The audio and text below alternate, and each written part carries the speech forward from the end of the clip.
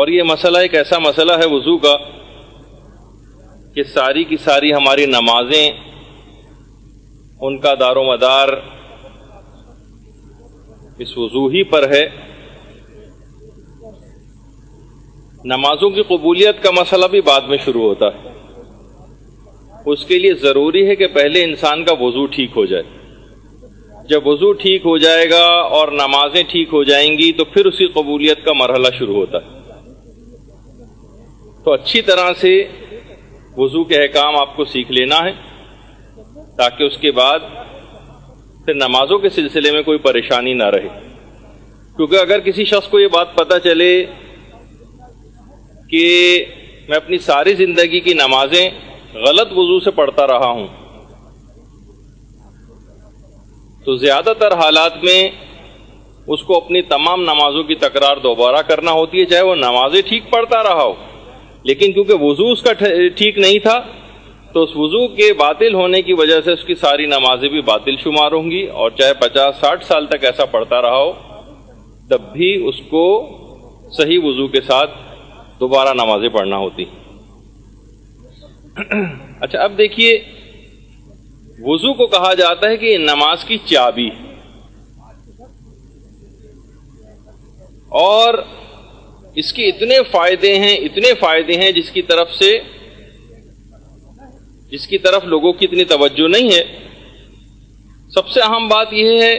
کہ اس سے عمر بہت طویل ہو جاتی. بہت ساری باتیں ایسی ہیں جن سے عمر طویل ہوتی، جن میں 3 باتیں سر فہرست ہیں. ایک تو یہ کہ انسان نماز شب کا پابند ہو، اس سے عمر بہت طویل ہوتی. گناہوں سے اپنے آپ کو دور رکھے، گناہوں سے دوری سے بھی عمر طویل ہوتی. اور اگر دائم الوضو رہے، ہمیشہ انسان کوشش کر کے زیادہ تر اوقات میں باوضو رہے، اس سے بھی عمر بہت طویل ہو جاتی. یہی وجہ ہے کہ ہمارے علماء اور مراجع جب ہم دیکھتے ہیں کہ ان کی اتنی عمر طویل 90 سال 95 سال 100 سال 105 سال 110 سال ماشاءاللہ، وہ بہت ساری اور وجوہات بھی ہیں، لیکن یہ وجوہات 3 جو آپ کی خدمت میں پیش کی ہیں سر فہرست ہیں جن کی وجہ سے عمر انسان کی طویل ہو جاتی ہے. اور اعضاء جو ہیں میدان قیامت میں، جو اعضاء وضو ہیں، یہ بہت زیادہ نورانی ہو جائیں گے. باقاعدہ بھی آگے چل کر ایک روایت میں پیش بھی کروں گا ذرا تفصیل کے ساتھ کہ پیغمبر اسلام ختمی مرتبت صلی اللہ علیہ وآلہ وسلم، اللہم صلی علی محمد وآل محمد، وہ یہ فرماتے ہیں کہ قیامت کے روز میں اپنی امت کو ان کے اعضاء وضو سے نکلنے والے نور کے ذریعے پہچان لوں گا. جو ان کے نورانی ہو رہے ہوں گے اعضاء وضو نور کی وجہ سے، اس میں سے ایک نور ساطع ہو رہا ہوگا. اور آپ کتنی ہی فوائد میں وضو کے چیزیں سیکھتی ہیں اور علم میں آپ کے آتی ہیں کہ مثلاً اگر انسان غصے کی حالت میں ہو اور اس میں وہ وضو کر لے تو اس کا غصہ بھی ٹھنڈا ہو جاتا ہے. وضو کے بہت سارے فائدے، ان میں سے ایک فائدہ یہ ہے جن جن اعضاء کے اوپر آپ پانی ڈالتی ہیں اور جہاں جہاں آپ مسح کرتی ہیں ان اعضاء سے کیے گئے وہ سب گناہ معاف ہوتے چلے جاتے. یہ جو اعضاء وضو کا جو پانی ہے ایک لحاظ سے، یہ جو بہہ رہا ہے آپ کے اعضاء سے ہوتا ہوا اور پھر گر رہا ہے، وہ یہ گویا آپ کے تمام گناہوں کو بہا کر لے جا رہا ہے. کہ اتنا اہم ترین موضوع اور اتنی اہم ترین یہ عبادت ہے. اور انسان اگر فجر کے وقت اگر وضو کرے تو رات تک کے تمام گناہوں کا کفارہ ہو جاتا ہے. فجر کے وقت وضو کرے تو پچھلی رات جو گزری ہے اس کے تمام گناہوں کا ایک کفارہ بن جاتی ہے چیز. اور اسی طرح سے رات کے وقت وضو کرے تو دن کے تمام کیے گئے گناہوں کا ایک کفارہ بن جاتا ہے. جبھی رات کو وضو کر کے سونے کا بڑا ثواب. اور باقاعدہ ایک عالم دین کو جب خواب میں کسی نے دیکھا، ایک مرد عارف نے دیکھا کہ بڑے آرام اور خوشی کے ساتھ جنت میں چہل قدمی کرتے پھر رہے، تو ان سے پوچھا کہ آپ کے جنت میں آنے کا سبب کیا ہوا؟ علماء نے جو حکایات لکھی ہیں عرفا کی، اس میں یہ بات بیان کی گئی کہ پوچھا کہ اتنا بہترین انجام آپ کا کیسے ہوا؟ اتنی آسانی سے جنت کو آپ نے کیسے حاصل کر لیا؟ تو اس مرد مومن نے بات بیان فرمائی کہ میں زیادہ تر اوقات میں باوضو رہا کرتا تھا، ان وجوہات کی بنا پر میں جنت میں انتہائی آرام اور سکون کے ساتھ ہوں۔ اور ہمیشہ باوضو رہنے میں، جس کو دائم الوضو کہا جاتا ہے، دائم الوضو رہنے میں بڑے فائدے ہیں، اور کتنے ہی علماء کے متعلق اور بزرگان کے متعلق ہمیں ملتا ہے کہ جو ہمیشہ باوضو رہا کرتے تھے۔ شہید مطہری جو آپ کو الٹے ہاتھ پہ نظر آ رہے ہیں اور دائیں طرف سید محمد حسین طباطبائی ہیں، دونوں افراد کے متعلق یہی بات ہے کہ ہمیشہ باوضو رہا کرتے تھے۔ خود شہید مطہری اپنے والد کے متعلق یہ بات بیان فرماتے ہیں کہ ہم نے کبھی بھی ان کو بغیر وضو کے نہیں دیکھا، یعنی کبھی بھی ایسا ہوتا تھا کہ اگر وضو ٹوٹ جاتا تھا تو ذرا سی بھی دیر نہیں لگاتے تھے اور فوراً وضو کر لیا کرتے تھے۔ تو ظاہر ہے کہ جب باپ کے اندر ایسی خصوصیات ہوں گی تو خود بخود اولاد کے اندر وہ چیزیں منتقل ہوں گی،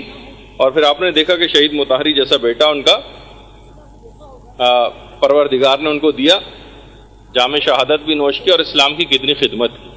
تو بعض اوقات والدین کی اس طرح کی گئی نیکیاں وہ سب ان کی اولادوں میں ظاہر ہوتی ہیں۔ اسی طرح سے امام خمینی علیہ الرحمہ ہمیشہ کوشش کرتے تھے باوضو رہیں، حتیٰ کہ اگر کبھی سفر بھی میں جاتے تھے، ویران و بیابان جگہوں سے بھی گزرا کرتے تھے، تو کبھی ایسا نہیں ہوتا تھا کہ اپنے آپ کو بغیر، ورنہ سفر میں آدمی کو مشکلات ہوتی، وضو کہاں کرے، کہاں کرنے جائے، کیسے، تو ٹھیک ہے اگر وضو ٹوٹ گیا تو اپنا سفر انسان جاری رکھتا ہے، نہیں، دائم الوضو رہا کرتے تھے۔ تو ہمیشہ انسان کو بھی یہی کوشش کرنی چاہیے، اور وضو کے اندر بھی امام خمینی کوشش کرتے تھے، جو ان کی سیرت میں بھی ملتا ہے، کہ ایسا نہیں کہ لوگوں پہ ذرا سا بھی اپنی کوئی نیکی ہے اس کو شو کر رہے ہیں اور ایک کو بتا رہے ہیں، بلکہ جو نل تھا گھر میں جس پانی سے وضو کیا کرتے تھے، اکثر صبح کو اٹھتے تھے تو اس نل کے اوپر ایک کپڑا چڑھایا ہوا تھا تاکہ پانی گرنے کی آواز جو ہے وہ لوگوں کے کانوں تک نہ جائے اور لوگوں کو نہ پتہ چل جائے کہ وضو کر رہے ہیں۔ اس طرح سے کپڑا اس کے اوپر چڑھایا ہوا تھا کہ کوئی دوسرا بھی ڈسٹرب نہ ہو، یہ نہ ہو کیونکہ ہم اٹھ گئے ہیں، وضو کر رہے ہیں اور ہم نماز شب پڑھ رہے ہیں تو گویا بس اب پوری دنیا کو آج ہی سے سب نماز شب پڑھنا شروع کر دینی چاہیے اور ہر ایک کو حقارت کی نگاہ سے دیکھ رہے ہیں، ایسا نہیں۔ تو امام خمینی کی خصوصیت تھی، اور بار بار ایک چلو پانی لے کر اور نل کو بند کرتے تھے، ایک چلو پانی لے کے نل بند کرتے تھے۔ ہماری طرح سے نہیں کہ مثلا نل کھلا ہوا اور مستقل پانی بہ رہا اور اسراف ہو رہا ہے، جس پہ ابھی آگے چل کر گفتگو ہماری آئے گی۔ تو کوشش یہ کرنا چاہیے کہ ہمیشہ باوضو رہیں جتنے بھی زیادہ ممکن ہو سکے، اور سورہ قدر کی اگر تلاوت کر لی جائے دوران وضو تو روایات میں ملتا ہے کہ جس وقت وہ وضو کر کے ختم کرے گا تو بالکل ایسا ہی ہو جائے گا جسے ابھی ابھی پاک و پاکیزہ بطن مادر سے پیدا ہوا، تمام گناہوں سے پاک ہو جائے گا جو بھی دوران وضو سورہ قدر کی تلاوت کرے گا۔ کتنا ٹائم لگتا ہے؟ چند سیکنڈز لگتے ہیں، 1 منٹ کے اندر سورہ قدر پڑھ لی جائے گی، اگر، اور اتنا عظیم ثواب دلوانے والی چیز جس کی طرف سے اتنا صرف نظر کیا جاتا ہے، اور سستی اور کاہلی میں ان ثوابوں کو، اتنے عظیم ثوابوں کو ہاتھ سے کھویا جاتا ہے۔ اور یہ بھی ہے کہ وضو میں کوشش کریں کہ مکمل خشوع و خضوع کے ساتھ وضو۔ یہ مرحوم آیت اللہ خوئی جس وقت وضو کر رہے تھے، جن کا بھی ویڈیو کلپ میں آپ کو دکھاؤں گا بھی، جس وقت وضو کو پریکٹیکلی دکھانا آپ کے سامنے جو پیش کریں گے ہم، تو اس کو پریکٹیکلی بھی دکھایا جائے کہ کس طرح سے جو علماء اور مراجع جو ہے وضو کر رہے ہیں، اور امام خمینی کا وضو آپ کو دکھائیں گے کہ ہاسپٹل میں انہوں نے کیسے وضو کیا تھا، ابھی آگے چل کر گفتگو میں آئے گا۔ تو ہمیشہ کوشش یہ کرنا چاہیے کہ وضو اگر ابھی ٹوٹا بھی نہ ہو تو وضو کی تجدید کر لی جائے۔ ایک ہوتا ہے وضو ٹوٹ گیا ہم دوبارہ کرنے جا رہے ہیں، اس کو وضو کی تجدید نہیں کہتے۔ ایک وضو ابھی چل رہا ہو اور اس کے بعد ایک وضو اور کر لیا جائے، دل چاہ رہا ہے ثواب لینے کے لیے ایک وضو اور کر لیا جائے۔ تو یہ کہا جاتا ہے کہ اگر کوئی شخص وضو کی تجدید کرتا رہے تو خود بخود اس کے توبہ کی تجدید ہوتی رہتی، یعنی آپ کو الگ سے توبہ کرنے کی بھی ضرورت پیش نہیں آتی۔ یعنی اگر ایک وضو کے بعد دوبارہ وضو کرنا، یعنی اسی وضو کی تجدید کرنا، اتنا جب عظیم ثواب دلوانے والا بھی آگے چل کر میں آپ کی خدمت میں ذکر کروں گا، بہت سارے ثواب جو اس کے مستحبات بھی ہیں، اتنا عظیم جب ثواب دلواتے تو انسان کے دل میں ایک لالچ پیدا ہوتا ہے، تما پیدا ہوتی کہ میں بھی اس بلند مقام کو حاصل کروں اور زیادہ سے زیادہ زیادہ راہ کو اکٹھا کر کے لے کر جاؤں، کیونکہ ہمیشہ ہمیشہ کی زندگی وہاں گزارنی ہے مجھے۔ تو تجدید وضو اگر کوئی شخص کرتا رہے تو اس کا ایک فائدہ یہ آپ کو ملے گا کہ آپ کی خود بخود توبہ کی تجدید بھی ہوتی رہے گی۔ بہت سے حالات میں ہم توبہ سے غافل ہو جاتے ہیں، کوئی بہت بڑا گناہ ہو گیا، پشیمانی ہوئی تو توبہ کر لی، ورنہ عمومی زندگی کتنے گناہ ایسے ہیں جو ہم کرتے چلے جا رہے ہیں اپنی جہالت کی وجہ سے، اور ہم کو احساس بھی نہیں ہوتا کہ ہم کتنے گناہ کر رہے ہیں۔ کبھی انشاءاللہ اس پہ بھی کہ بہت سے گناہوں کی طرف جس پر ہماری توجہ نہیں ہوتی، ان کی فہرست بھی آپ کے سامنے پیش کریں گے۔ تو خود بخود آپ کی توبہ کی تجدید ہوتی جاتی ہے اس وضو کے ذریعے، اس وضو تجدیدی کے ذریعے۔ اور اگر رات کو سونے سے پہلے آپ وضو کریں گی تو آپ کا بستر مسجد کے حکم میں شمار ہوگا۔ ایسے ہی جیسے آپ مسجد کے اندر اپنے اس وقت کو گزار رہی ہیں، 6 7 8 گھنٹے جو آپ سو رہی ہیں، مستقل مسجد میں رہنے کا ثواب ملے گا آپ، اور پوری رات جاگ کر عبادت کرنے کا ثواب ملے گا جبکہ آپ اس بستر پر سو رہی ہوں۔ اور یہ بھی بہت سی روایات میں ملتا ہے، البتہ یہاں اس کی کریکشن کر دی جائے کہ بہت سی روایات میں کہ کھانا کھانے سے پہلے وضو کرنا غربت کو دور کرتا ہے۔ وہ اگر کوئی شخص کھانا کھانے سے پہلے وضو کر لے تو ہر وقت ہم نے کہا وہ تو ثواب ہے، لیکن یہاں پر اس وضو سے مراد ہاتھوں کا دھونا ہے، ہاتھوں کا دھونا، کیونکہ وضو معنی بھی دھونا ہے۔ تو وہاں پر اس جو کھانا کھانے سے پہلے وضو کا جو روایت میں تذکر آیا ہے وہ اصل میں ہاتھ دھونے کے معنوں میں آیا ہے، نہ کہ اصلاً وضو کے معنوں میں۔ لیکن کوئی حرج نہیں، جب ہر وقت وضو ہو سکتا ہے تو کھانا کھانے سے پہلے بھی اگر کوئی شخص کرنا چاہے، کھانے کے بہت سے مضر اثرات کو ختم کرنے کے لیے برکتیں آپ پر نازل ہوں گی۔ بہت ساری چیزیں ہم غذاؤں میں ایسی کھا جاتے ہیں، جیسے ملتا ہے سورہ قریش اگر پڑھ لی جائے کھانوں پر تو کھانے کے مضر اثرات زائل ہو جاتے ہیں۔ تو اسی طریقے سے اگر وضو کر لیا جائے اس سے پہلے، ورنہ اصلاً حکم تو ہاتھ دھونے ہی کا ہے، تو یہ دماغ میں رہے بہرحال۔ اچھا، وضو میں خاص طور پر یہ بات یاد رکھیں کہ وضو کے پانی میں اسراف نہ ہو۔ اسلام کو بھی پتہ ہے، دیکھیے کہ جو یہ ریسورسز ہوتی ہیں نا، ملک کے جو مختلف ریسورسز ہیں کہ جناب پانی کی کمی واقع ہو رہی ہے اور یہ کمی واقع ہو رہی ہے اور وہ کمی واقع ہو رہی ہے، اسی وجہ سے اسلام کب سے 1400 سال سے اسلام نے حکم دے رکھا ہے اس کا کہ چاہے اب پانی آپ کے پاس وافر مقدار میں دستیاب بھی ہو تب بھی ایک خاص مقدار میں وضو کرو، اس سے زیادہ پانی مت بہاؤ۔ مرزا جواد تہرانی ہمارے ایک عالم گزرے ہیں، اب تو خیر انتقال ہو چکا ہے، آیت اللہ میرزا جواد تہرانی نام ہے، مرزا نہیں میرزا، میم یہ رے زے الف، میرزا جواد تہرانی۔ ان کے متعلق یہ بات ملتی ہے کہ مرزا جواد تہرانی اپنے وضو کا میں استعمال شدہ پانی، اول تو اتنا پانی استعمال کرتے تھے فقط کہ جتنا مستحب ہے، بھی آگے چل کر آئے گا کہ 1 مد پانی، کتنا کم پانی 750 گرام، جس کو کیلکولیشن ابھی آگے چل کر اس کا ذکر ہوگا۔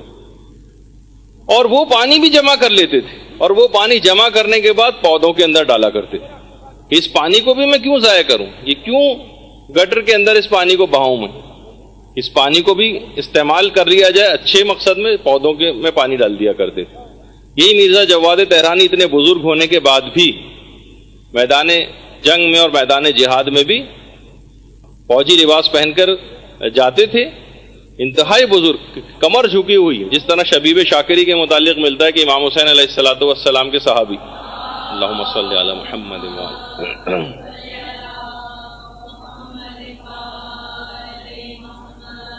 کہ کمر جھکی ہوئی تھی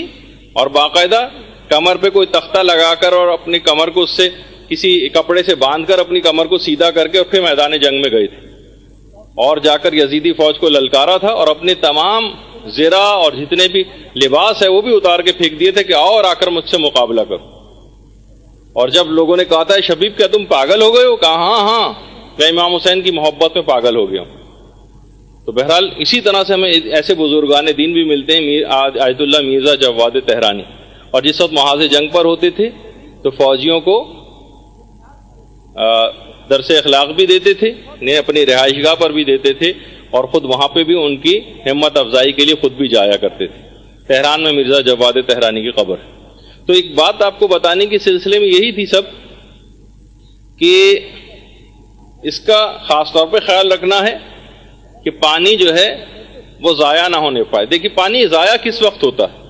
پانی اس وقت ضائع ہوتا ہے جب انسان غیر ضروری طور پر شک و شبہات کا شکار رہے. یہ بات یاد رکھ لیجئے کہ اتنی اہم ترین عبادت کو ضائع کروانے کے لیے شیطان کی پوری خواہش ہوتی ہے کہ کسی طریقے سے آپ کی اس عبادت یا تو آپ کو کرنے ہی نہ دے،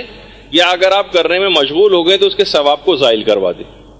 باقاعدہ شیاطین نے ایک مخصوص شیطان مقرر کر رکھا ہے کہ جس کا نام ولہان ہے. ولہان ایک خاص شیطان کا نام ہے جو وضو میں وسوسے اور شک پیدا کرتا. وسوسے اور شک، اور آپ کو ادھر شک ہوگا ادھر شک ہوگا. دیکھیے شک کی جو بیماری، یہ بڑی عجیب و غریب بیماری ہے. امام خمینی نے بڑی اچھی اس کی ایک پہچان بتائی کہ آپ ایک تو ایک محتاط پسند، وہ تو ایک اچھی بات، لیکن جو وسواسی انسان ہو جاتا ہے اور شکی مزاج بن جاتا ہے، امام خمینی نے بڑا اچھا فرمایا کہ شیطان ہمیشہ آپ کو وضو میں، نماز میں، نجاست و طہارت کے اندر شک ڈلوائے گا، لیکن کبھی بھی آپ کو خمس وغیرہ کے احکام میں شک نہیں ہوتا کہ میں نے اس کا خمس دیا یا نہیں دیا. شک ہو رہا ہے چلو میں دوبارہ دے دیتی ہوں. اس مکان یا پلاٹ پہ میں نے خمس ادا کیا یا نہیں کیا، شک پیدا ہو جائے آپ دوبارہ خمس نکال دیں کئی لاکھ روپے. کبھی بھی شیطان یہ نہیں ہونے دے گا، اس میں کبھی شک نہیں آئے گا. آپ حج پتہ نہیں میں نے صحیح کیا تھا یا نہیں کیا تھا، چلو اس سال پھر حج پہ چلتی ہوں 3 لاکھ روپے خرچ کر کے، اس میں شیطان کبھی شک نہیں ڈالے گا. یہ ڈالے گا اسی طرح کی چیزوں میں، نجاست و طہارت میں، وضو میں، کہ آپ کو تنگ کرنے کے لیے، نمازوں کے اندر. یہ اس کی خاص پہچان. جب انسان محتاط پسند ہے تو پھر پیسوں کے معاملے میں محتاط ہونا چاہیے، بار بار نکالنا چاہیے اس کو، لیکن نہیں، پیسوں میں نہیں نکالے گا آپ، کیونکہ اس کو پتہ ہے یہ پیسہ پھر ان مقاصد کے اندر استعمال ہوگا. خمس دوبارہ نکالا پھر وہ جائے گا تبلیغات میں استعمال ہوگا. حج دوبارہ کرنے جائے گا، حج کا پیسہ وہ تمام ثواب و فائدے آپ کو دلوائے گا. وہ کبھی بھی یہ نہیں چاہے گا کہ آپ دوبارہ حج کر کے اپنے سارے گناہوں کو معاف کروائیں. ہاں اس قسم کی چکر بازیاں ڈال کے وضو وغیرہ کے اندر یہ آپ کو، اور خاص طور پر یہ ولہان کب آپ کو تنگ کرے گا، یہ اس وقت ہے، روایت میں ملتا ہے کہ ولہان اس وقت شک و شبہات ڈالتا ہے جب وضو کرنے سے پہلے آپ نام خدا لینا بھول جائیں، بسم اللہ الرحمن الرحیم کہے بغیر وضو شروع کر دیں. یہ اس وقت شک و شبہات ڈالتا ہے، اس کو شہ مل جاتی ہے اور یہ پھر لوگوں کو اس انداز سے بہکاتا ہے. تو اور یہاں تک روایت میں یہ بات بھی ملتی ہے کہ وضو کر کے اگر آپ کوئی بھی دعا کریں گے تو اس کی دعا کی قبولیت کے امکانات بہت زیادہ بڑھ جاتے ہیں. وضو کر کے دعا کرنا، روایت میں ملتا ہے کہ اگر کوئی شخص وضو کر کے دعا نہ کرے بلکہ ایسی دعا شروع کر دے اور دعا پوری نہ ہو تو وہ اپنے آپ کو ملامت کرے، کسی اور کو ملامت نہ کرے، پروردگار سے پھر شکایت نہ کرے کہ میں نے دعا کی تھی کیوں قبول نہیں کی. یعنی وضو کر کے دعا کرنا، اس کی اثر پذیری ایک عجیب و غریب ہے دعاؤں کی قبولیت میں. تو ہم بہت ساری چیزیں ایسی ہیں جس سے انسان بھول جاتا ہے، اس کی طرف توجہ نہیں ہوتی. تو وضو کر کے اگر دعا کریں گے، نارمل دعا بھی اگر آپ کو کرنی ہے، جب بھی نماز کے بعد تعقیبات میں باوضو انسان ہوتا ہی اس وقت دعا کرے تو قبولیت کے زیادہ امکانات ہوتے ہیں. اچھا، اور امیر المومنین علیہ الصلوۃ والسلام بھی جملہ ارشاد فرماتے ہیں، اللہم صلی علی محمد وعلی محمد، کہ ایک زمانہ ایسا آئے گا کہ جب تم لوگ اس زمانے میں برائیوں کو بہت زیادہ پاؤ گے. اس زمانے میں برائیاں بہت زیادہ ہو جائیں گی. جب تم ایسے زمانے کو پاؤ تو باوضو رہا کرو. یہ امیر المومنین وصیت کر کے گئے. اور وہ زمانہ کیونکہ آ گیا ہے، ہر وقت گناہوں میں انسان گرفتار رہتا ہے، تو لہٰذا مرد مومن کو، بندہ مومن کو چاہیے کہ وہ اکثر اوقات میں کوشش کر کے باوضو رہے کہ بہت زیادہ گناہوں میں مبتلا ہونے کے امکانات، یعنی سیکنڈز کے اندر مواقع. پہلے زمانے میں دیکھیے اتنے مواقع نہیں ہوا کرتے تھے، برائی کی جگہوں پہ جانا پڑتا تھا. لوگوں کی اس طرح سے بیٹھکیں اور وہ سب کچھ نہیں ہوتی، مخصوص جگہوں پہ جا کے جانا پڑتا تھا اس کے لیے. لیکن کیا ہے کہ اب وہ تمام چیزیں، برائی کی سب چیزیں گھروں میں آ گئیں، ٹی وی کی صورت میں آ گئی ہیں، ڈش اینٹینا کی صورت میں آ گئی ہیں، موبائل کی صورت میں آ گئی ہیں، کتنی صورتوں میں موجود ہو گئیں. تو انسان کوشش کر کے زیادہ تر اوقات میں باوضو رہے. اور خاص طور پر خواتین کے اعتبار سے ایک بات اور، کہ خاص طور پر حاملہ عورتیں اور بچوں کو دودھ پلانے والی عورتیں تو زیادہ تر اوقات میں کوشش کر کے باوضو رہیں. یہ بہت عجیب و غریب اثرات بچے کے اوپر ڈالتی ہیں یہ چیزیں، بہت عجیب و غریب اثرات. تو ملتا ہے ایک آیتوں میں کہ ہمارے اتنے بڑے عالم گزرے شیخ مرتضیٰ انصاری، ان کی جو کتابیں ان کو پڑھے بغیر کوئی شخص مجتہد بھی نہیں بن سکتا. حوزہ ہے علمیہ میں ان کی کتابیں پڑھائی جاتی ہیں. شیخ مرتضیٰ انصاری، ایک دفعہ ان کی والدہ سے کسی نے پوچھا کہ آپ نے آخر کیا ایسے اعمال انجام دیے تھے کہ شیخ انصاری جیسا عظیم الشان مجتہد جو ہے وہ آپ نے پیدا کیا؟ تو ان کی والدہ نے کہا کہ اعمال تو بہت سارے تھے، ان میں سے فقط ایک میں بتاتی ہوں. میں نے آج تک کبھی ایک لقمہ بھی ایسا شیخ انصاری کو نہیں کھلایا ہے کہ جو بغیر وضو کے میں نے کبھی اس کو کھلایا ہو، اور ایک دفعہ بھی ایسا نہیں ہو کہ میں نے اس کو دودھ پلایا ہو اور بغیر وضو کے کبھی دودھ پلایا. تو اس کو تو شیخ انصاری جیسا جو اس کا مقام ہے یہ بننا ہی تھا. لیکن مجھے افسوس ہے کہ جیسا میں اس کو بنانا چاہتی تھی پھر بھی نہ بن سکا. یعنی اس کو میں بہت ہی اور اس سے بھی بڑے مقام پر دیکھنا چاہتی تھی، لیکن اس کے باوجود بھی یعنی کہا کہ ان تمام باتوں میں سے صرف ایک یہ بات ان کی والدہ نے بتائی، اور سوچیں کہ جو اعمال انجام دیے ہوں گے، لیکن اتنی اہم کہ ان تمام باتوں میں سے ہر وقت باوضو رہ کر بچوں کی تربیتی امور جو ہے وہ انجام دینا، دودھ پلانا اور ان کی نگہداشت کرنا، تو اس کے بڑے عجیب و غریب اثرات جو ہے بچوں کے اوپر نمودار ہوتے ہیں. اور یہ بات بھی کہی جاتی ہے کہ ایک وضو کے بعد دوبارہ وضو کرنا، یہ جو ابھی آپ نے سنا تھا وضو تجدیدی، اس کو کہا جاتا ہے نور علی نور. الوضو علی الوضو نور علی نور. ایک نور کے اوپر ایک اور دوسرے نور کا فائدہ دلواتا، ایک نور کے اوپر ایک اور نور. آپ چاہیں تو اس کو نور علی نور، نور علی نور، آپ جتنے چاہیں وضو کر کے اپنے ثواب کو جو ہے وہ بڑھا سکتی. یہ بڑی عجیب و غریب عبادت ہے کہ آپ چاہیں تو اپنا نام اعمال کو بھرتی چلی جائیے. یہ جو وضو کا پانی بھی ہے اس کے اندر سے بھی ایک نورانیت ہے. جب بھی ابھی آگے چل کر آپ جو چیزیں سنیں گی مکروہات وضو، اس میں ایک چیز آئے گا کہ مقام استنجا پہ وضو کرنا، یعنی اس طرح سے کہ وضو کا پانی براہ راست جس جگہ پہ استنجا کیا جاتا ہے اور اپنی نجاست کو پاک کیا جاتا ہے اس جگہ پہ اگر براہ راست پانی اگر جا رہا ہو تو وہ کراہیت ہے. اس کو کراہیت اسی وجہ سے کہ اس پانی کے اندر ایک خاص نورانیت پیدا ہو گئی. تو بہرحال اس کو خیال رکھنا چاہیے. اور وضو کا ایک یہ بھی فائدہ ہے کہ انسان وضو کرنے کے بعد مختلف کاموں امور کو انجام دینے کے لیے اس کی سستی اور کاہلی بالکل دور ہو جاتی، سستی اور کاہلی اس کی، اور انسان مستعد ہو جاتا ہے کہ اپنے کاموں کو بہترین طریقے سے جو ہے وہ انجام دے. اور سستی اور کاہلی جو سب سے زیادہ مسئلہ آج کل کے نوجوانوں کا بھی ہو گیا ہے کہ سستی اور کاہلی کے اندر اپنے زیادہ تر وقت کو اس انداز سے گزار دیتے. اور ایک چیز اور جو اس کا بہت ہی زیادہ فائدہ دلوانے والی ہے، تو آپ نے سن ہی لیا کہ شکم مادر میں جو بچہ ہوتا ہے وہ تو عجیب و غریب اس وضو کے اثرات اپنے اوپر لیتا ہے اور اس کی روحانیت ڈیولپ ہوتی چلی جاتی. دیکھیے بہت سارے کرنے والے اعمال ایسے ہیں کہ انشاءاللہ تربیت اولاد کی گفتگو جب ہماری آئے گی اس وقت میں ان باتوں کو ذکر کروں گا کہ جو حاملہ مائیں ہوتی ہیں وہ کون کون سے ایسے اعمال انجام دیں کہ جس کے متعلق یہ بات کہی جاتی ہے. علماء بیان فرماتے ہیں کہ اگر اس نے وہ اعمال انجام دے دیے تو اب انشاءاللہ یہ پیدا ہونے والا بچہ اپنے زمانے کے امام کا سپاہی بنے گا بڑا. اللہم صلی علی محمد و آل محمد.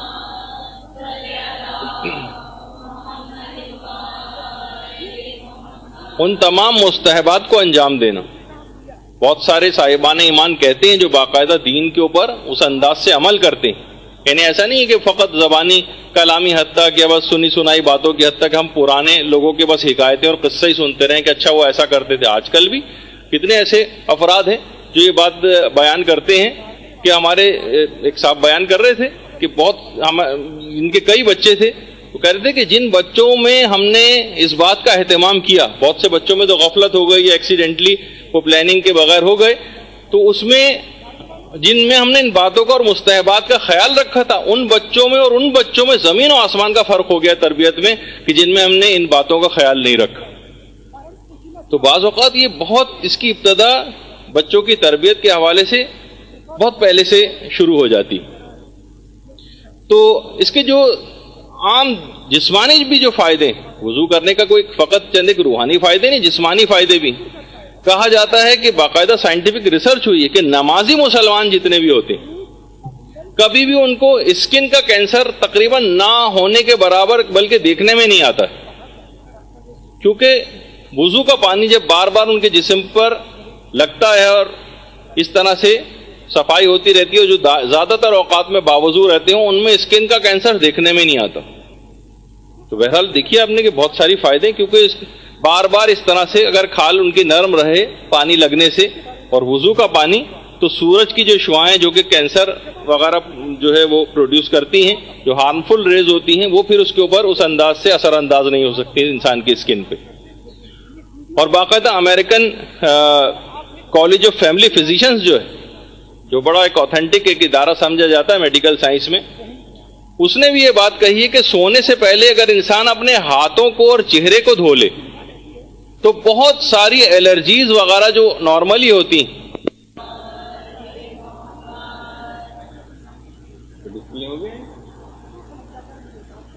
تو وہ یہ کہتے ہیں کہ اگر سونے سے پہلے انسان باوضو ہو جائے، اپنی وہ تو یہ نہیں کہتے، اگر سونے سے پہلے انسان اپنے ہاتھوں کو اور چہرے کو دھو لے پانی سے تو بہت ساری الرجیز، مثلا استھما اور مختلف الرجیز ہوتی ہیں، اس سے انسان بچ سکتا ہے. اور یہی اسلام کا حکم بھی ہے، سونے سے پہلے اپنے آپ کو باوضو رکھنا. یہ اسلام نے 1400 سال سے اس کا حکم دے رکھا ہے. تو بس یہ کہ ہم پریکٹس نہیں کرتے، ورنہ جسمانی فائدے بھی اس کے بہت زیادہ ہیں. اچھا، اسی طرح سے خود پیغمبر اسلام بہت زیادہ تاکید کرتے تھے، اللہم صلی علی محمد وآل محمد،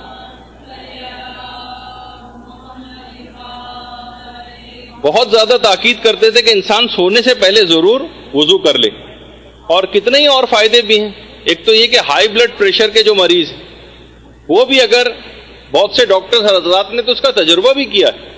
اور کہا کہ ہم نے ہائی بلڈ پریشر کے مریضوں کو جو ہمارے پاس آتے ہیں ان کا پہلے بلڈ پریشر چیک کیا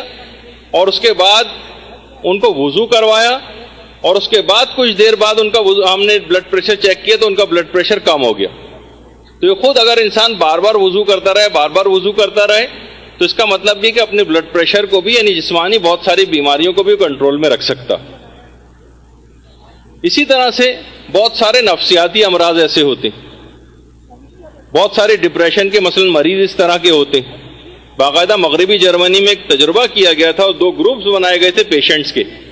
کہ جن کو ڈپریشن وغیرہ کا مرض تھا. تو اور اس کے بعد ان مریضوں کو، ان 2 گروپس میں سے ایک گروپ کو، دونوں بالکل ایک ہی طرح کی بیماریاں کا شکار تھے، 2 گروپ بنا دیے، اور ایک گروپ میں کو انہوں نے بار بار چہرہ اور ہاتھ دھونے کو کہا. دن میں زیادہ تر اوقات میں کہا کہ تم بار بار اپنے چہروں کو دھو اور ہاتھوں کو دھو.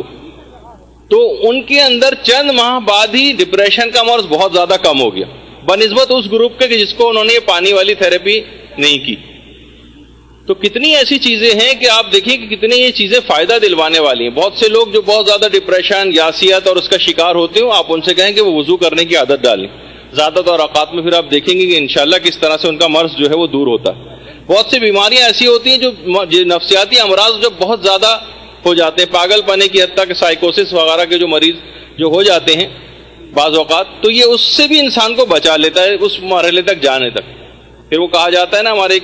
ECT ایک جو ہے ٹیکنیک کہلاتی ہے، جو کرنٹ وغیرہ لگایا جاتا ہے بہت سے ایسے مریضوں کو، جس سے ان کو کافی ریلیف ملتا ہے. اس کے بعد ان کا ڈپریشن بھی کم ہو جاتا ہے، جو اور نفسیاتی امراض ہیں ان کے اندر بھی کافی افاقہ ہو جاتا ہے. یہ البتہ اس طرح تو نہیں ہوتا اس کے اندر، یعنی کنٹرول، اس کے اندر لو وولٹیج کا کرنٹ جو ہے وہ لگاتے ہیں، تو اس کے بعد مریض کو کافی دنوں تک کے لیے آرام مل جاتا ہے. تو بعض اوقات اس ٹریٹمنٹ کی طرف جانے کی نوبت بھی نہیں آتی. اور ایک شخص تھا جو فلپائن میں گیا تھا، کہ میں واقعہ پڑھ رہا تھا، تو فلپائن جب وہ گیا، جس کو فلیپین کہا جائے، جب وہ وہاں گیا تو انہوں نے، کچھ مسلمانوں نے وہاں پر وضو کیا. جب کچھ مسلمانوں نے وضو کیا تو ایک بہت ہی بوڑھا فلپائنی وہاں بیٹھا ہوا تھا.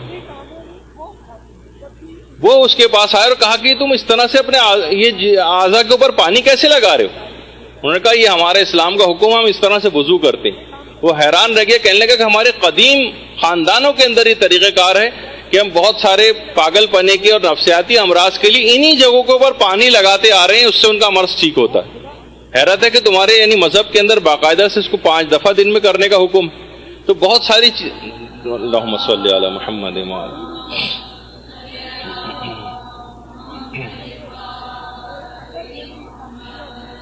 تو بہرحال یہ تمام چیزیں ایسی ہیں کہ میں وہی آپ سے بار بار کہہ رہا ہوں کہ اسلام جو ہے وہ عمل کرنے کے لیے، یعنی ایسا نہیں ہے کہ بس یہ کتابوں کے حد تک ہم بہت ساری چیزیں پڑھ لیں، ہم اس کو جب تک اس کے اثرات کو مشاہدہ نہیں کریں گے، اپنے اس پہ عمل نہیں کریں گے، جب تک کیسے ہمیں چیزیں اس کی جو ہے اسلام کی جو ہے وہ لوگوں کے اوپر آشکار ہوں گے۔ اور دائم الوضو رہنے کا ایک فائدہ یہ بھی ہمیشہ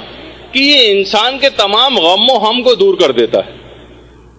یہی ابھی جیسے کہ آپ کا ڈپریشن کو، جو غم آپ کے اندر پائے جاتے ہیں، بہت سی چیزوں پہ جھنجھلاہٹ ہوتی ہے، بہت سی ہماری زندگی میں ناہمواریاں ہوتی ہیں، وہ سب کی سب انسان کا جو دماغ کے اوپر جو اثر انداز ہوتی ہیں اس کو وضو کنٹرول کر لیتا ہے۔ اور ایک اور بات کہ صرف یہی نہیں، ظلم سے بھی انسان کو نجات دلاتا ہے۔ ظلم سے آج کل مظالم کتنے زیادہ بڑھتے چلے جا رہے ہیں، کتنے زیادہ ظلم ہوتے جا رہے ہیں۔ آپ آج کل بھی نظر آتا ہے ہمیں کہ لوگوں کو پینے کا پانی دستیاب نہیں، کہیں زمین پہ بھی پانی پڑا ہوا نظر آئے تو وہ بھی اتنی زیادہ، بہت سارے اسلامی ملکوں کے اندر یہ صورتحال۔ تو بہرحال یہ سب چیزیں ایسی ہیں، لیکن ظلم جو ہے وہ بڑھتے چلے جا رہے ہیں۔ اور ظلم کا ایک یہ بھی ہے کہ جب ظلم اس انداز سے، جیسے کہ کتنے ہی ہمارے اس کے اوپر مظالم بڑھتے چلے جا رہے ہیں، بحرین کے اندر دیکھیں کیسے مظالم ہو رہے ہیں، دوسرے ممالک کی افواج آ کر، اور کتنا ظلم و بربریت کا بازار جو ہے وہ گرم کر رکھا ہے، اور کھلم کھلا غنڈہ گردی اور دہشت گردی کا بازار تقریباً ہر جگہ پر جاری ہے۔ تمام مسلمانی اسلامی ملکوں کے اندر ہم یہی نظر میں، بلکہ کمزور قومیں کہیں پر بھی ہیں، چاہے ان کا اسلام سے بھی تعلق نہیں، ان کے بھی حقوق کس طرح سے پائمال کیے جا رہے ہیں۔ تو بہرحال ایک عالم کو جب یہ بات پتہ چلی کہ ظالم کے ہرکارے انہیں گرفتار کرنے کے لیے آ رہے ہیں، تو وہ انہوں نے بھی پیغام ایک لحاظ سے دیا کہ جس شخص نے آ کر کہا تھا کہ جو بادشاہ ہے وہ آپ کو قتل کرنے کا پورا ارادہ کر چکا ہے، انہوں نے کہا اچھا، میں بھی وضو کر کے ابھی تیاری کرتا ہوں۔ بادشاہ کو جب اطلاع ملی کہ وہ وضو کر کے تیاری کر رہے ہیں کسی طرح کی، بادشاہ ڈر گیا اور اپنے ان تمام قاتلوں جو بھیجے ہوئے تھے ان کو قتل کرنے کے لیے انہیں واپس بلا لیا۔ تو ظلم سے بھی انسان کو باوضو اگر ہم رہیں زیادہ تر حالات میں، تو بہت سے ظالموں کا بھی ہم پر ہو سکتا ہے کہ اس انداز سے وہ اثر انداز نہ ہو سکتے، اور ایک حصار سا ظالموں کے خلاف جو ہے وہ ایک ابھر کے آ جاتا ہے۔ مصر کے بادشاہ نے جب حضرت سارہ کو طلب کیا تھا، حضرت ابراہیم کی زوجہ کو، مصر کے بادشاہ نے حضرت سارہ کو، یہ حضرت سارہ علیہ السلام کی قبر مبارک ہے، حضرت ابراہیم کی زوجہ۔ اللہم صلی علی محمد وآل محمد۔ یروشلم سے 20 کلومیٹر شمال مغربی حصے میں ہیبرن کے نام سے جو جگہ ہے، جس کو عربی میں الخلیل کہا جاتا ہے اسرائیل میں، وہاں پر حضرت سارہ کی قبر۔ تو حضرت سارہ کو جب مصر کے بادشاہ نے طلب کیا تو آپ اسی وقت وضو کر کے نماز کے لیے کھڑی ہو گئی، روایت میں ملتا۔ اور اس وضو کر کے، یعنی وضو اور نماز سے سارہ نے مدد لی، اور اس وضو کر کے نماز پڑھنے کے نتیجے میں روایت میں ملتا ہے کہ اس بدکردار بادشاہ کو زمین نے حکم خدا سے پکڑ لیا، اور اس ظالم کو اسی وقت سزا ہو گئی۔ تو بہرحال آپ نے دیکھا کہ حضرت سارہ کا اس انداز سے وضو کر کے وضو اور نماز سے مدد لینا یہ ثابت ہے روایتوں میں۔ تو ہم پہ بھی کوئی مصیبت نازل ہو جائے، اور مصیبتیں نازل ہو ہی رہی ہیں مستقل، تو ایسے حالات میں زیادہ تر اوقات میں باوضو رہنا یہ ظالموں کے شر سے بھی انسان کو بچاتا ہے۔ تو یہ دماغ میں یہ بات رہے، اور سب مومنین کی حفاظت کی نیت سے بھی آپ، ظاہر ہے ہر کوئی آدمی بر وقت باوضو نہیں رہے گا، لیکن جن کو بھی توفیق ملی ہے وہ تمام مومنین کی حفاظت کے لیے، ان ظالموں سے حفاظت کے لیے باوضو رہیں اور نیت یہ کریں کہ وضو میں تمام مومنوں مومنات کی طرف سے انجام دے رہی ہیں ان کی حفاظت کے غرض سے. تو انشاءاللہ آپ دیکھیں گی کہ ایک حصار سا قائم ہوگا، اور جب زیادہ تر لوگ اس پر عمل کرنے لگیں گے، کیونکہ بعض اوقات یہ ہوتا ہے روایت میں ملتا ہے، آپ سوچیں گے ایک صرف ہمارے کرنے سے پوری قوم کیسے فائدہ اٹھا سکتی ہے؟ جی ہاں، بعض اوقات روایت میں ملتا ہے کہ پوری امت کی توبہ کے لیے فقط ایک شخص کا استغفار بھی کافی ہو جاتا. اگر ایک شخص صدق نیت سے پوری ملت کے لیے استغفار کر لے تو پوری قوم کے گناہ معاف ہو جاتے ہیں فقط ایک شخص کے استغفار کے نتیجے میں. تو اسی طرح سے اگر آپ اکیلے وضو کر لیں گے، کسی ایک کوئی شخص بھی وضو کر لے تو پوری امت کو فائدہ دلوا سکتا. اور روایت میں ملتا ہے باقاعدہ حضرت بلال حبشی، یہ حضرت بلال حبشی کی قبر ہے دمشق میں. درود بھیجیے محمد والے.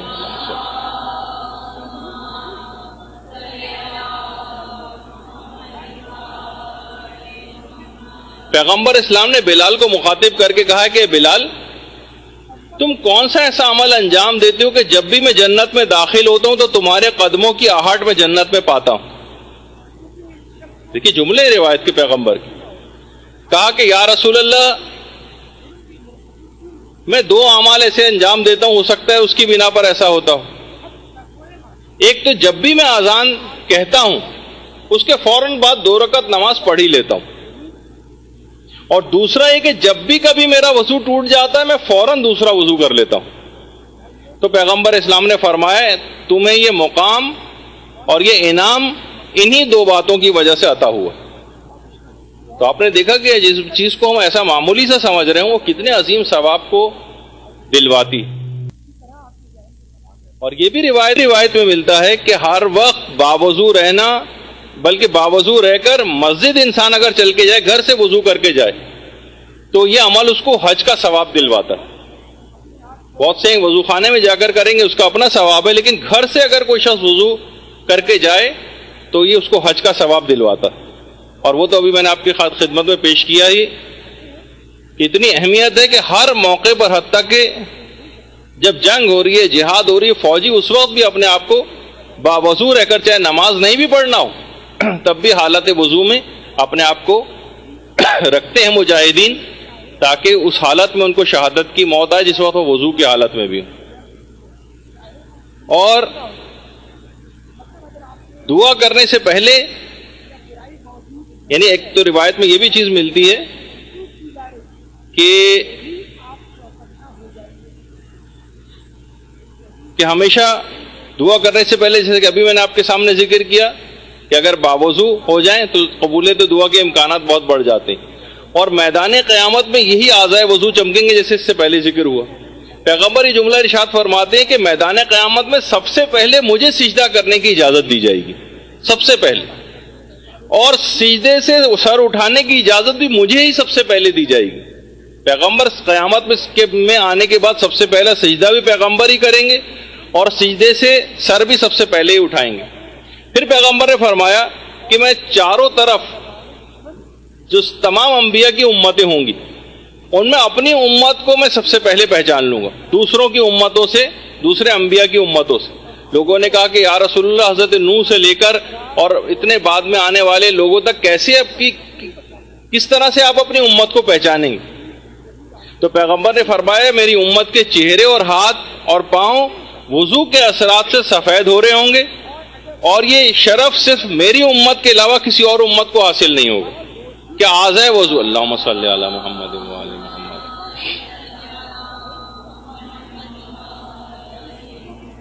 تو علماء یہاں پہ یہ بات لکھنے کے بعد، اس حدیث کو لکھنے کے بعد فرماتے ہیں کہ اس کے معنی یہ ہیں کہ ہر نیکی زندہ ہے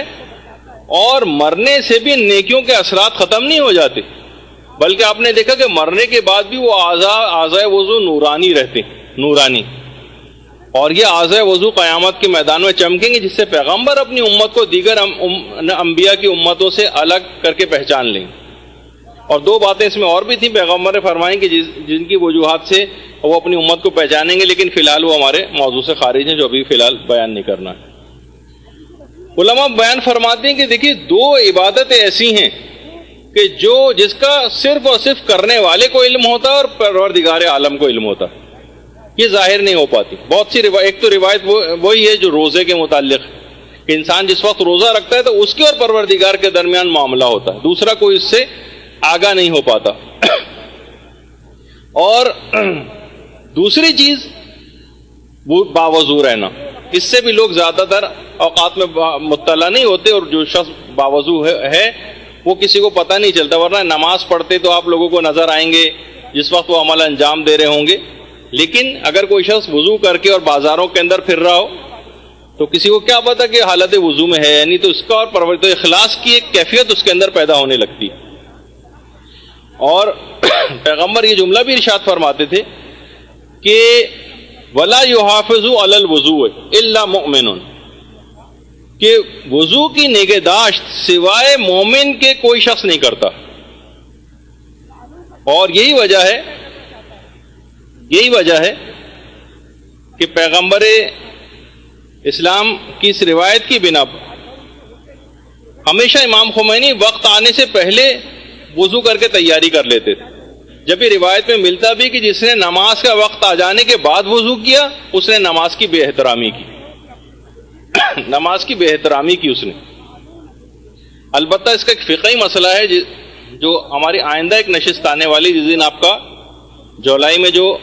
ایگزام اور ٹیسٹ ہوگا اس دن ہمارا ایک لیکچر بھی ہوگا, اس کے اندر مختلف مسائل بیان کیے جائیں گے. اس وقت میں وضو کرنا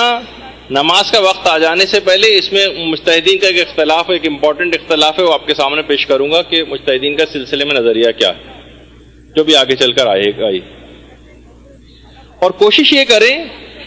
یہ بھی ہے کہ بہرحال کوشش یہ کرنی چاہیے کہ کسی بھی طریقے سے بچوں کو بھی اس بات کی عادت ڈالنی چاہیے کہ وہ زیادہ تر اوقات میں, دیکھیے بہت ساری چیزوں کی بچوں کو کہاں عادت ہوتی, رات کو دیر سے بھی سوتے ہیں آپ, ان کو صبح اسکول کے لیے اٹھاتی ہیں, مختلف چیزوں کی بچے تیاری کرتے ہیں, بہت سی چیزیں بچے شروع میں نہیں کرتے لیکن بعد میں آہستہ آہستہ ان کو عادت ہو جاتی. تو جب عادت ہو جاتی ہے تو بہت سی چیزوں کی آپ عادت ڈلواتی ہیں, تو وضو کرنے کی عادت کیوں نہیں ڈلوا سکتی ان کو انسینٹیوز دیں, ان کو انعامات دیں, کسی بھی طریقے سے ان کو اگر اس بات کی اگر آپ عادت ڈلوا دیں تو بہت زیادہ بہتر ہوگا بچوں کے لیے اور بہت فائدہ مند یہ چیز ہوگی. اور یہی ان کی شخصیت کے لیے میں ایک بہت بڑا نمایاں کردار ادا کرے گی. بچپن کی بہت ساری عادتیں بڑے ہونے کے بعد ان کی افادیت کا پتہ چلتا ہے کہ جب وہ ایک مومن کامل کی صورت میں ایک جوان آپ کے سامنے ایک معاشرے کے اندر سامنے آتا ہے اپنی تمام تر اچھی خصوصیات کے ساتھ, پھر آپ کو خود ہی پتہ چل جائے گا کہ عام قسم کے کھلنڈرے اور بغیر کردار کے جو نوجوان ہیں ان میں اور ان میں کتنا فرق ہے. تو جب بھی شروع ہی سے اپنی اولادوں کو بہرحال مدارس کے اندر, اچھے مدرسوں کے اندر بھیجنا, جہاں یہ سب چیزیں سکھائی جا رہی ہیں جو آہستہ آہستہ ان کی شخصیت کا جز بنتی جاتی ہیں. یہ تمام چیزیں ہمارے جو مدارس ہیں مختلف بچوں کے, ان میں اخلاقیات چارٹ جو دیے جاتے ہیں اس کے اندر بھی یہ سب چیزیں شامل ہوتی ہیں کہ بچہ آہستہ آہستہ اپنے اندر بہت ساری اچھی خصوصیات کو بچپن ہی سے پیدا کر لے, اور بعد میں تو بڑے ہونے کے بعد ایک عادت ہو جاتی ہے جو فطرت ثانیہ بن جاتی ہے اس کی, اور پھر اس کے فائدے آپ کو بعد میں نظر آتے ہیں. تو بچوں کو اس طرح سے صاف ستھرا رہنے کی بھی عادت ہو جاتی. اور ایک اسکول کے ایک استاد نے والدین کو باقاعدہ خط لکھا تھا, کسی جگہ میں پڑھ رہا تھا کہ جناب آپ بچوں کو ذرا صاف ستھرا رکھا کریں, ان کے پاس سے بہت بدبو آتی. تو والدین نے جواب لکھا اس خط کا کہ ہم بچوں کو پڑھانے کے لیے آپ کے پاس بھجواتے ہیں, سونگھنے کے لیے نہیں بھجواتے. تو بہت سی چیزیں ایسی ہیں کہ والدین اس کی طرف متوجہ نہیں ہوتے کہ ان تمام چیزوں کے اثرات ہوتے ہیں. اگر کوئی ٹیچر کسی چیز کی طرف نشاندہی کر رہا ہے, بہت سے بچے ایسے ہوتے ہیں سننے میں آتا ہے کہ جناب بچے بھی ظاہر ہے کہ بڑے تیز ہو گئے آج کل, وضو کرنے کے لیے بھیجیں تو تھوڑے سے بال گیلے کر کے مثلاً آ جاتے ہیں کہ میں نے وضو کر لیا اور نماز کے لیے کھڑے ہو گئے. اور بڑوں کے ساتھ بھی بعض اوقات ایسے ہی ہوتا ہے. بلکہ پہلے تو بچوں ہی کی بات بتا دوں, جیسے کہ وہ لطیفے کے اندر بھی ملتا ہے. ایک بچہ نہاتا نہیں تھا, تو ایک دن وہ وہاں سے آیا اور کہا کہ میں نہا لیا ہوں, تو اماں نے پھر بھی مارا. تو دوسرے بچے نے پوچھا کہ پھر انہوں نے کیسے پہچانا کہ تم نہائے نہیں تھے؟ کہا میں صابن گیلا کرنا بھول گیا تھا اصل میں. تو اس سے وہ پہچان لیے گئے. تو بچپن میں بہت ساری دیکھیں اس طرح کی عادتیں ہوتی ہیں جو بعض اوقات بڑے ہونے کے بعد بھی ہو جاتی. جیسے ایک دیہاتی کو ایک عالم دین نے کہا کہ اگر تم وضو کر کے اور نمازیں پڑھو گے تو نمازوں کا عادی بنانے کے لیے انہوں نے کہا کہ جب تم 1 سال بعد آؤ گے تو میں تم کو ایک بھینس انعام میں دوں گا. وہ چلا گیا دیہاتی کا ٹھیک ہے میں نماز کا پابند ہو جاؤں گا. جب نماز 1 سال بعد آیا کہ لائیے بھینس, تو عالم دین نے کہا کہ بھائی دیکھیے میں نے تو تمہیں نا عادت دلوانے کے لیے ایک بات کہی تھی کہ تمہاری عادت ہو جائے نماز پڑھنے کی.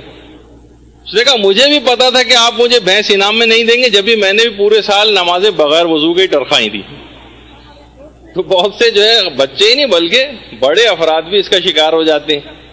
کہ اس قسم کی جو مختلف لطیفوں کے اندر بھی باتیں ملتی ہیں. تو بہرحال یہ بات یاد رہے کہ باوضو جو شخص مومن ہوتا ہے پروردگار اس کو بہت زیادہ پسند کرتا ہے. باوضو مومن کو بہت اس کو پسند کرتا, اپنے آپ کو جسمانی اعتبار سے پاک کرتا. تو یہ 2 مستقل الگ عبادتیں ان کو قرار دیا گیا. پروردگار ورنہ ایک ہی کے اندر دونوں کا ذکر کر سکتا تھا, لیکن 2 الگ الگ الفاظ توابین اور متطہرین. اس کا مطلب یہ کہ یہ مستقل 2 الگ عبادتیں کہ صاف ستھرا رہنا, باوضو رہنا. تو جس طرح انسان توبہ کر کے روحانی اعتبار سے پاک ہوتا ہے, اسی طریقے سے جسمانی پاکیزگی کا اہتمام وہ بھی جو ہے وہ ضروری ہو جاتا ہے. تو یہ جیسے میں نے کہا کہ جو آپ وضو کر رہی ہوتی تو وضو اعضائے وضو سے جو پانی بہہ رہا ہوتا ہے باقاعدہ آپ کے گناہ ہیں جو بہتے چلے جاتے ہیں. بہت سے عرفاء نے اپنی آنکھوں سے اس بہتے ہوئے پانی کے اندر بہت سے گناہوں کے اثرات کو جاتے ہوئے بھی دیکھا, یعنی نظر آ رہے ہوتے ہیں ان کو وہ اثرات اس پانی کے اندر بہتے ہوئے کہ اچھا یہ دیکھیے فلاں فلاں گناہ جو ہے بہہ کے اور ختم ہوتے چلے جا رہے ہیں.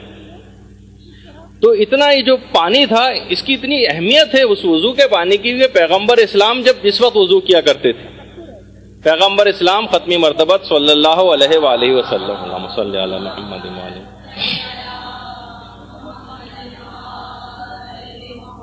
جس وقت وضو کرتے تھے تو صحابہ کرام جو پیغمبر کے مخلص صحابہ تھے وضو کا پانی جمع کر لیا کرتے تھے بطور تبرک پانی جمع کر لیتے تھے. اور صرف پیغمبر کی حد تک بات نہیں بلکہ کتنی ہی پیغمبر کی اولادوں میں سے ایسی شخصیات گزری,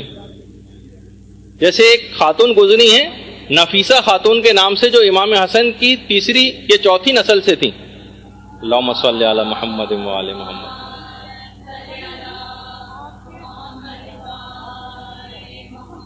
نفیسہ خاتون 145 ہجری میں ان کی پیدائش ہوئی ہے اور مصر میں ان کا مزار ہے جہاں پہ لوگ ان کی زیارت کو جاتے ہیں. ایسی خاتون تھیں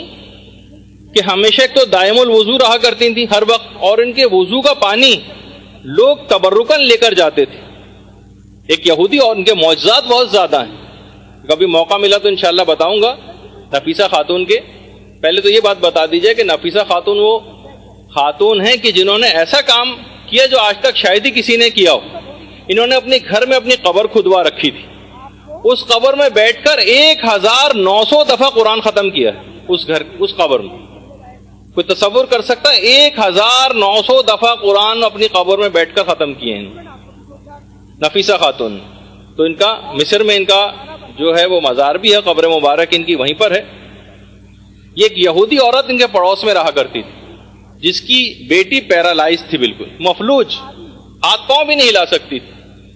جب ان کی بڑی تعریف سنی نفیسہ خاتون کی تو وہ یہودی عورت آئی اور ان کے وضو کا پانی جمع کر کے لے گئی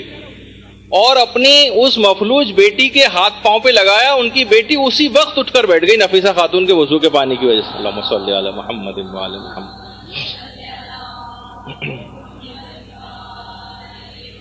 تو اس وضو کے پانی کے بڑے اثرات ہیں, یہ بڑا متبرک پانی ہوتا ہے. جبھی میں نے کہا آگے چل کر اس کا میں ذکر کروں گا کہ براہ راست مقام استنجا میں وضو کرنا, ایک اٹیچ بات کا بھی مسئلہ آئے گا, وہ بھی آگے چل کر ذکر ہوگا تو اس وقت اس کی تفصیل میں بتاؤں گا. تو پیغمبر اسلام بھی لوگوں کو وضو کر کے بتاتے تھے اور فرماتے تھے کہ یہ میرا وضو ہے, مجھ سے پہلے انبیاء کا وضو ہے, اور یہی وضو حضرت ابراہیم کا وضو بھی. حضرت ابراہیم کا اور حضرت سارہ کا وضو کر کے نماز پڑھنا یہ روایت سے ثابت ہے, یعنی ان کے زمانے میں بھی اس طرح سے وضو وغیرہ ہوا کرتا تھا,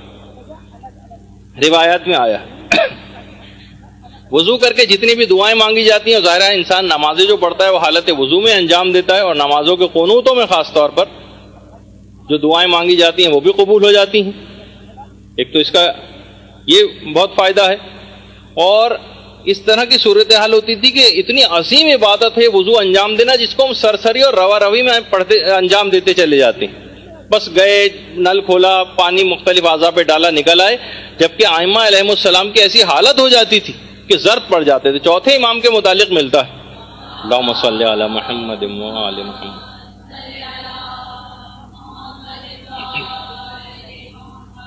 کہ محمد ابن طلحہ شافعی جو علماء اہل سنت میں ایک بہت بڑا مقام رکھتے ہیں، شافعی مکتب فکر میں علی الخصوص، انہوں نے خود اپنی کتاب میں لکھا ہے کہ چوتھے امام جس وقت وضو کے لیے آمادہ ہوتے تھے تو رنگ بے انتہا زرد پڑ جاتا تھا اور عجیب و غریب حالت ہو جاتی تھی۔ ان کے گھر والے ان سے پوچھتے تھے کہ مولا یہ آپ کی کیا حالت ہو گئی، وضو میں آپ کی یہ حالت؟ تو چوتھے امام یہ فرماتے تھے کہ میرا پورا تصور اور میری تمام تر توجہات کا مرکز اس وقت وضو کرتے وقت پروردگار عالم کی ذات ہو جاتی اور اس کی عظمت و جلالت کے خیال سے میری یہ حالت ہو جاتی۔ ہماری تو کوئی بھی حالت دور دور تک ایسی نہیں ہوتی۔ یعنی اس وجہ سے ایک بہت بڑا فائدہ بھی آگے چل کر بھی میں اس سے پہلے بھی ذکر کر چکا ہوں کہ اگر کوئی مکمل خشوع و خضوع سے پروردگار کی طرف متوجہ ہوتے ہوئے وضو کو انجام دے تو اس کا یہ عمل اس بات کا لازمہ بن جائے گا کہ یہ نمازیں بھی اپنے خشوع و خضوع کے ساتھ انجام دے گا۔ یعنی آپ کا وضو میں خشوع و خضوع کرنا اس بات کا لازمہ بن جاتا ہے کہ آپ کی نمازیں بھی خشوع و خضوع کے ساتھ ادا ہوں گی، یا آپ نے پہلے سے اس کا انتظام کر لیا تھا جس وقت، یعنی نماز میں خشوع کا اہتمام وضو کے ذریعے کرنا، یہ خود ایک عمل ہے جو ہمارے چوتھے امام کی سیرت سے بھی جو ہے وہ ملتا ہے۔ اور باقاعدہ وضو کے سلسلے میں ثواب وضو کے نام سے پوری کتاب ہے، چھوٹا سا کتابچہ، بلکہ مدرسے نے اس کو شائع کیا، عباس عزیزی کی کتاب ہے، وہ آپ ضرور لیجئے۔ بے انتہا آپ کو واقعی وضو کی اہمیت کا احساس ہو جائے گا کہ وضو کیا چیز ہے جس کو ہم بہت سرسری اور روا روی میں انجام دیتے ہیں۔ بہت مختصر سی کتاب ہے ثواب وضو، عباس عزیزی کی، نیچے آپ ریسیپشن سے جا کر لے سکتی ہیں۔ بہترین کتاب ہے، مختصر ترین ہدیے کے ساتھ جو دستیاب ہے۔ اچھا، کوشش آپ یہ کریں کہ گھروں میں جس وقت آپ کھانے پکاتی اس کو بھی باوضو ہو کر اگر کھانا پکایا جائے تو بے انتہا فائدہ، بے انتہا۔ کتنے ایسے علاقے ایسے ہیں کہ مجھے کچھ صاحبان ایمان عورتوں نے بھی یہ بات بتائی ہے جو مختلف ممالک میں رہتی ہیں، افریقہ وغیرہ میں، کہ ہم اپنے جو تبرکات ہیں یہ بھی غیر لوگوں سے نہیں پکواتے، جو مجالس کے جو تبرک ہوتے ہیں، بلکہ اپنے ایسے افراد، اور ان کو ہم نے ہدایت کر رکھی کہ جس وقت یہ آپ تبرک بنائیں اس وقت باوضو ہو کر آپ یہ جو ہے اس تبرک کو پکائیں، کیونکہ یہ مومنین کے جسموں میں جاتا ہے اور اس کے عجیب و غریب چیزوں کے اثرات ہوتے ہیں کھانے پینے کے۔ تو باوضو ہو کر کھانا بنانا، دیکھیے وہی شیخ مرتضیٰ انصاری کی والدہ نے جو بات کہی تھی کہ میں نے آج تک ایک لقمہ بھی ایسا بچوں کو نہیں کھلایا ہے اپنے کہ جو بغیر وضو کے انجام دیا ہو۔ تو آپ بھی کوشش کریں کہ باوضو ہو کر کھانا وانا پکانا، یہ گھر میں اگر اس کا اہتمام کر لیں تو بہت سارے مسئلے مسائل جو گھروں کے اندر پیدا ہو گئے آپ دیکھیں گے کچھ عرصے میں ویسے ہی رفع ہو جائیں گے۔ یہ جو اثرات ایسی یہ چیزیں تمام چیزیں ڈالتی ہیں۔ اور دیکھیے تجربہ بھی ہم کو یہی کہتا ہے کہ خواتین کے وضو زیادہ تر، ہم نے یہ دیکھا ہے کہ خواتین وضو کے معاملے میں زیادہ لاپرواہی کا شکار ہیں اور زیادہ تر خواتین کے وضو باطل ہوتے ہیں، بہت سارے مسائل کا خیال نہ رکھنے کی وجہ سے بھی۔ ایک تو وہی میک اپ وغیرہ کی بہت ساری چیزیں ہیں جن کی وجہ سے پتہ چلا اعضاء وضو تک پانی نہیں پہنچ رہا ہے۔ وضو کی غلطیاں باقاعدہ جو یہاں سے ایک ہماری سینئر موسٹ کلاس ہے اس نے ایک سیمینار بھی کیا تھا علاقے کی عورتوں کو جمع کر کے اور ان کے وضو ٹھیک کروائے تھے۔ 3 4 5 خواتین نے اس کی صلاحیت جو ہے پیدا کی اور اس کے بعد ایک باقاعدہ ایک سیمینار ٹائپ کا ایک روزہ سیمینار اس میں علاقے کی خواتین کو اس سیمینار کے ذریعے بلایا اور جمع کیا، پریکٹیکل وضو بھی ان کو سکھایا۔ ایک ہی دن میں 3 4 گھنٹے کا پروگرام تھا، وہ خواتین اپنا وضو ٹھیک کر کے چلی گئیں اور اس کے بعد آگے بھی سلسلہ جاری رہنا چاہیے تاکہ ظاہر ہے کہ بس وہ تو نہیں کہ اس میں بھی چند سو خواتین علاقے سے آ گئیں اور ان کا وضو ٹھیک ہو گیا اور ہمیشہ کے لیے ان کی نمازوں کا مسئلہ جو صحیح ہو گیا۔ تو خواتین کے جب چیک بھی کیا گیا تو خواتین کے وضو میں بہت زیادہ غلطیاں نکلی، بہت زیادہ غلطیاں، حالانکہ اتنی مختصر ترین عبادت ہے اور واجبات تو دیکھیں وہی 3 4 ہیں، کوئی ایسا مسئلہ نہیں، پھر بھی اتنی غلطیاں۔ اسی طرح سے مثلا نامحرم کے سامنے جب آگے چل کے میں اس کا ذکر کروں گا کہ عورتیں زیارات پہ جاتی ہیں، حج و عمرے پہ جاتی ہیں، بہت سارے ایسی جگہ آتی ہیں کہ جہاں پر ان کو اپنا وضو کرنا ان پر سے ساقط بھی ہوتا ہے، تیمم ان کی ذمہ داری ہوتی، لیکن کیا وہاں پر نامحرموں کے سامنے مثلا اپنے ہاتھوں کو کھول رہی ہیں وضو کے لیے، اپنے سر کو کھول رہی ہیں، اپنے پاؤں کو کھول رہی ہیں کہ جن کو چھپانا واجب ہے، اور وضو کے اندر بہت ساری غلطیاں اس انداز سے کرتی چلی جاتی ہیں، جبکہ نامحرم ان کو دیکھ رہے ہوتے ہیں۔ چھپ کے خواتین کو اس انداز سے اپنے پردے کی حفاظت کے ساتھ کرنا چاہیے، اور اس کا فقہی حکم اپنے مقام پر میں بیان کروں گا کہ اگر نامحرم کوئی سامنے موجود ہو تو بہت سارے ایسے حالات سفر میں درپیش ہو جاتے ہیں کہ جس میں مشکل ہو جاتا ہے کہ کہاں سے ہم مثلا واش رومز وغیرہ سب بھر گئے ہیں، افراد اس کے اندر ہیں، اور بس چلنے والی ہے، اور وضو کا نماز کا وقت بھی نکلا جا رہا ہے، آگے کہیں بس رکے گی بھی نہیں، اب وضو تو نہیں کر سکتے، اب پھر تیمم اس موقع پہ کیا جائے گا، تو اس کا بھی خیال رکھنا پڑتا ہے۔ اسی طرح ہم دیکھتے ہیں کہ مساجد کے جو وضو خانے، بہت سے دیندار افراد تو گھروں سے وضو کر کے آتے ہیں، کیونکہ وضو خانے میں جب جاتے ہیں تو اتنی غلطیاں دیکھنے میں آتی کیوں کس کو امر بالمعروف اور نہی عن المنکر کریں، بعض اوقات تو بڑی پریشانی ہو جاتی ہے، لوگ چڑھنے لگتے ہیں، ہنگامہ آرائی ہونے لگتی ہے، اب کیا کریں؟ تو وہ پریفر اس بات کو کرتے ہیں کہ کون اس چکر میں پڑے، گھر سے وضو کر کے جاؤ۔ مساجد کے جو وضو خانے، تو جیسے کہ میں نے کہا کہ ہم لوگ پہلے ہی مرحلے پر اٹک کے رہ گئے، نمازوں کی اور وضو اور تمام عبادات کی قبولیت کا مرحلہ بعد میں آئے گا، پہلے وہ چیز صحیح تو ہو جائے۔ پتہ چلا وضو ہی صحیح نہیں ہے تو نمازیں بھی جو ہے وہ ساری کی ساری غلط ہو رہی ہیں، اور بہت سے اہم ترین کام جو ہیں ان کے لیے وضو کر کے جانا ان تمام کاموں میں آپ کو فائدہ دلوا دے گا، کامیابی ہو جائے گی۔ مثلا امتحان آپ دینے جا رہی ہیں، وضو کر کے جائیں گھر سے، مدرسے آپ آ رہی ہیں، وضو کر کے آئیں، لڑکی کے رشتے کے لیے جا رہے ہیں مثلا، وضو کر کے جائیں۔ یہ تمام چیزوں کاموں میں کامیابی کے لیے وضو کرنا یہ بہت اہم ترین چیز ہے۔ کسی جگہ کوئی جاب کے لیے انٹرویو دینے جا رہے ہیں، گھبرا رہا ہے دل کافی، پتہ نہیں ہمارا یہاں پہ ہو نہ ہو، وضو کر کے جائیں، آپ کو کامیابی ملے گی انشاءاللہ۔ اسی طرح سے کوئی بڑی بزنس کی میٹنگ ہے، ڈیل ہونے والی ہے، کوئی کسی سے کاروباری کوئی ایگریمنٹ کرنے جا رہے ہیں، کوئی چیز وضو کر کے جائیں، انشاءاللہ اس میں کامیابی ہوگی۔ اور اسی طرح کوئی سفر درپیش ہے، چاہے وہ زیارات کا سفر ہو، چاہے کوئی اور سفر ہو، کسی بھی جگہ جا رہے ہو، ہمیشہ کوشش کر کے باوضو رہیں۔ بچوں کو بھی اس بات کی عادت ڈالیں کہ اسکول وغیرہ بھی اگر جائیں تو باوضو ہو کر جائیں، وہ مطالب ان کو وہاں چیزیں زیادہ سمجھ میں آئیں گی، زیادہ فائدہ ہوگا۔ تو ایک اچھی چیز ہے، ایک بہت ہی زیادہ ثواب اور فائدے اور برکتیں دلوانے والی ایک چیز ہے، تو اس کا خاص طور پر خیال رکھنا چاہیے۔ برحمتک یا ارحم الراحمین، وصلی اللہ علی محمد وآلہ الطاہرین۔